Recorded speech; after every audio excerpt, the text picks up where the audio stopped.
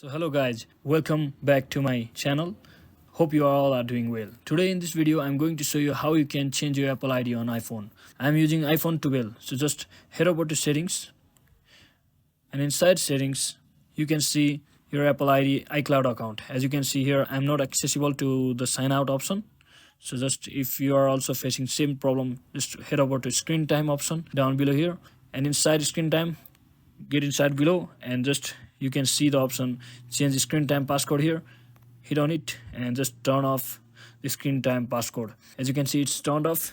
Go back, just close the app once more, and again open your settings, head back to your iCloud account, and inside account, as you can see, sign out option is available now. Hit the sign out option. For this you need to enter your password. Let me enter my one.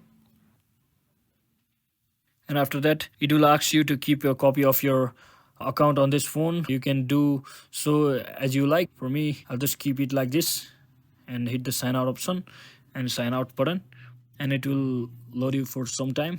You have to wait for it,